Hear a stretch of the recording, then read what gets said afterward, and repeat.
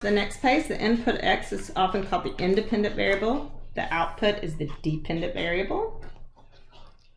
The domain of the function, you know this already, is the set of all possible x's or inputs, and the range is all possible outputs or the y. So here we want to state the domain and range. So the domain, I'm going to just call that D and put a little colon. I'm looking at the x values. And can any x value not exist? Well, if I plug in 0, I'm here. If I plug in 1, I'm here. Plug in 2, I'm here. Plug in 3, I'm here. So every x value I plug in, I can see there's a corresponding y value. So all real numbers are working for my x values for my domain. You can also write that in interval notation. So we'll say or. We can write it as negative infinity to infinity. So all the x values going this way to this way, negative infinity, infinity, any of those can plug in and it'll give me a y value. The range, the y values, we're going to look at the y's. So domain, we're looking at the x's. Range, we're looking at the y's. So I'm looking along this y-axis. And for each y I see, yep, all those y's are existing, going all the way up. So for the range, it's also all real numbers, and or we can write an interval notation that also goes from negative infinity to infinity. That marker doesn't work so great.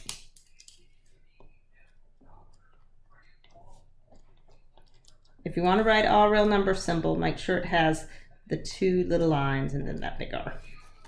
Okay, so how about this one? This one I can tell is an absolute value function.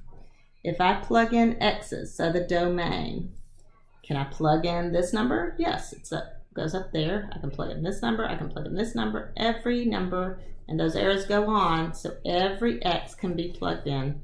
So the domain is all real numbers, or negative infinity to infinity. The range, look at the y's. Can I plug in these negative y's? No, there is no graph that corresponds to these negative y's. So what's the first y? If I'm going up, the first y is at 0. There's a y at 1, 2, 3, 4, and the fractional values in between. All of those y's exist. So the range here starts at 0 and goes on and on and on. 0 to infinity. So in interval notation, if you want to include 0, you put a closed bracket. That means it's equal to 0, and it goes to infinity. 0 to infinity. You could also write this, that y is greater than or equal to 0. But interval notation like this is much better. Okay, so we're looking at the y values for that range. So the vertical line test, an alternate definition of a function is a set of ordered pairs in which no two pairs of the same element, first element, exist. So if the vertical line touches the graph more than once, it's not a function. So if we think about back here where we had graphs, I could have drawn on these graphs a vertical line anywhere, and each vertical line only touches the graph one time. Whereas this one, the one that wasn't a function, when I drew a vertical line, it crossed the graph 2 times, so it is not a function. So vertical line test, if it crosses the graph twice, a vertical line that you draw, it's not a function. So first one, this is a function. If I draw a vertical line anywhere, it only hits one point at a time.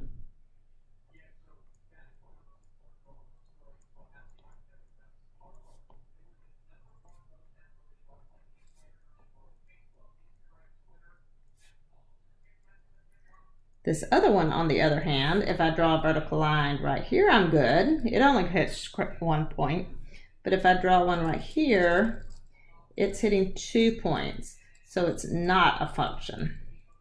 And you've seen that before. So, example 4. Determine if the graph in relation represents a function. Find its domain and range. So this, I can draw vertical lines over and over and over again. Yes, this is a function. That vertical line test passes. What is the domain? If I look at every x is represented, x, x, x, x. If I follow that x-axis, there's a point that corresponds. So that's all real numbers. Or I could write it as negative infinity, infinity. Either way you want. The range for every y value, there is a corresponding y value all the way up. So all real numbers for the range or negative infinity to infinity. So how about this one? This one's actually a graph from trigonometry. It's a sine graph, like sine, cosine, tangent. And again, it does pass the vertical line test. Any vertical line, no matter where I draw it, is only going to cross one point. So yes, it is a function. And is it domain and range? For every x, I can see there's only one y. X, x, x. There is x keeps existing, going on and on. So the domain is all real numbers, or negative infinity to infinity.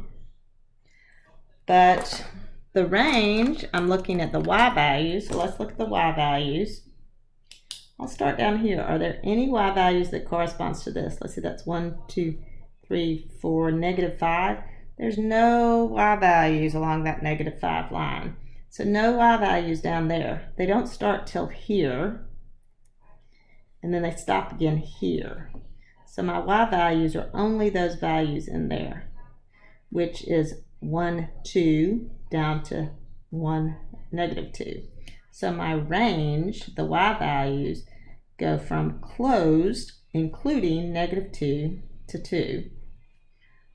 Or I could write that as y is greater than -2 or equal to, less than or equal to 2. This is the better way to write it. It's closed brackets because it includes -2 to 2. Okay, here.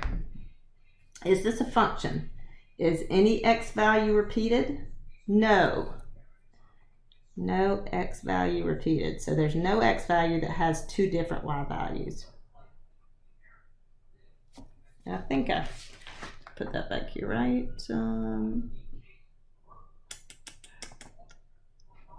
Function where, yeah, any set of ordered pairs where the first coordinate is not repeated. So yes, it is a function.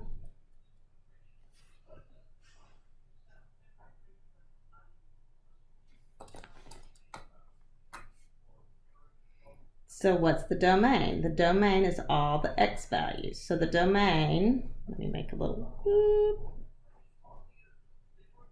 The domain is all the x values, and it's not a range